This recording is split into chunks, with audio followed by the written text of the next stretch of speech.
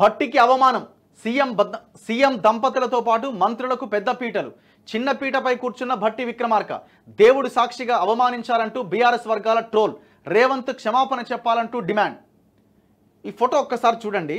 కొంత అంటే ఇక్కడ చాలా అంశాలు మాట్లాడాలి. ఇప్పుడు దీని మీద మాట్లాడుతున్నది ఎవరైనా అంటే బీఆర్ఎస్ మాట్లాడుతున్నది.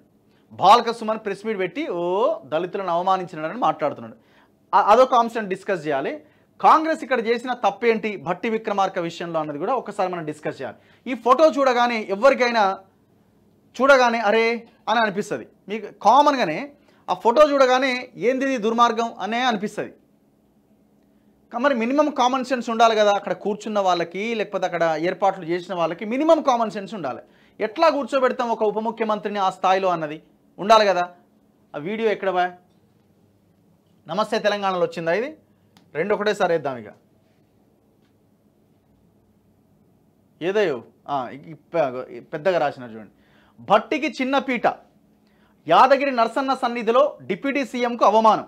బ్రహ్మోత్సవాల ప్రారంభంలో సీఎం రేవంత్ దంపతులు ఇద్దరు మంత్రులకు పెద్దపీట. విక్రమార్కకు చిన్నపీటపై చెలరేగిన వివాదం. మొన్న ఫోటో తొలగింపు, నేడు చిన్నచూపు. డిప్యూటీ సీఎం పట్ల కాంగ్రెస్ తీరుపైన విమర్శలు. దైవ సన్నిధిలో వివక్షపైన దళిత నేతల ఆగ్రహం. రేవంత్ క్షమాపణ చెప్పాలి ఆర్ఎస్ ప్రవీణ్. కాంగ్రెస్ నిజస్వరూపం ఇది బాల్క సుమన్.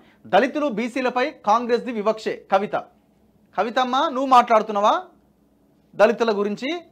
అయ్యయ్యో ఎంత మనసు వచ్చిందమ్మా నీకు. మానవత్వం పరిడవిల్లుతున్నట్టున్నది నీకు.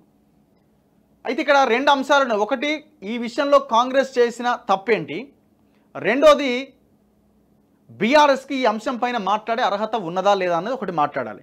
ఫస్ట్ పాయింట్ మీరు తీసుకోండి. ఫస్ట్ కాంగ్రెస్ గురించి మాట్లాడదాం. ఈ ఫోటో చూడగానే ఎంత దారుణంగా అనిపిస్తున్నది. ఇప్పుడు ఇక్కడ ఈ మేడం కూడా చిన్నదే ఉన్నట్టుంది కదా. చిన్నదేనా పెద్దగానే ఉందా? ఈమెది కూడా కొంచెం చిన్నగా ఉన్నట్టు అనిపిస్తుంది. సరే, ఇక్కడ భట్టి విక్రమార్క గురించి మనం మాట్లాడదాం. ఈ ఫోటో చూడగానే అరే ఏంది అని అనిపిస్తుంది. నేను కనుక్కున్నా అక్కడ యాదగిరిగుట్టకు సంబంధించిన అక్కడ కనుక్కుంటే అక్కడ ఉన్న సెటప్పే కొన్ని చిన్నవి కొన్ని పెద్దవి ఉన్నాయట. మరి వీళ్ళు ఏం చేయాలా చూసుకోవాలి. ఎవరు ఎక్కడ కూర్చున్నారు, ఎవరెక్కడ అక్కడ ప్రోటోకాల్ అనేది ఉంటుంది.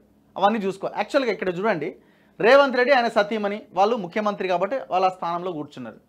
ఇక కోమటిరెడ్డి వెంకటరెడ్డి, ఇక్కడ ఉత్తమ్ కుమార్ రెడ్డి, భట్టి విక్రమార్క ఈయన ఉప ముఖ్యమంత్రి కదా.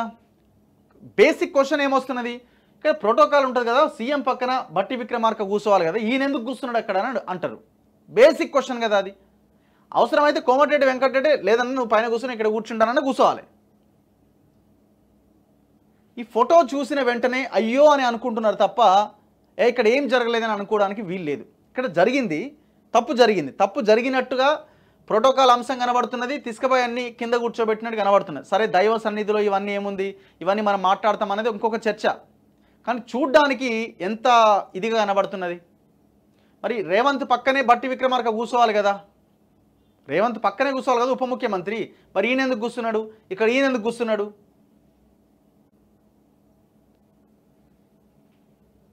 సో ఇది ఫస్ట్ది. రెండో అంశము, అసలు కేసీఆర్ బ్యాచ్కి మాట్లాడే అర్హత ఉన్నదా? కేసీఆర్ బ్యాచ్కి భట్టి విక్రమార్కకు అవమానం జరిగిందని మాట్లాడే అర్హత మీకున్నదా? సిగ్గుందా మీకు అసలు?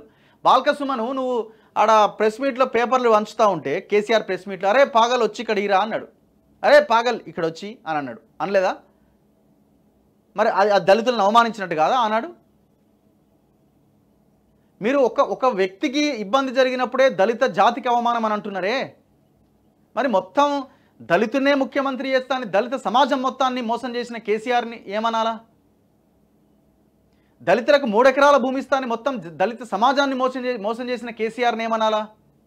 దళిత బంధు పేరుతో దళితులకు రావాల్సిన పైసలని వాళ్ళని మోసం చేస్తూ ఒకవైపున పూర్తి నిధులు రిలీజ్ చేయకుండా వాళ్ళకు రావాల్సిన పైసల్ని ఈ ఎమ్మెల్యేలు వాళ్ళ కుటుంబ సభ్యులు పంచుకు తింటా ఉంటే ఆ సమాజం మోసపోయినప్పుడు దాన్ని ఏమనాలా? కొప్పుల ఈశ్వర్ ప్రెస్ మీట్లో ఆయన పక్కన కూర్చుంటే ఇట్లా గుంజి అవతలకి నెట్టేసింది. మరి అది అవమానం కాదా? ఇట్లా ఎన్నని చెప్పాలి మనం? ఒక నాగార్జున సాగర్ బై ఎలక్షన్ మీటింగ్లో అక్కడ ప్లకార్డులు పట్టుకొని వచ్చిన మనుషులను ఉద్దేశించి ప్రజలను ఉద్దేశించి కుక్కలు అన్నాడు. అసలు మీకు మాట్లాడే నైతికమైన అర్హత మీకున్నదా? ఇంత పెద్ద వార్త ఈ నమస్తే తెలంగాణలో వేసుకోవడానికి సిగ్గు అనిపిస్తలేదా మీకు?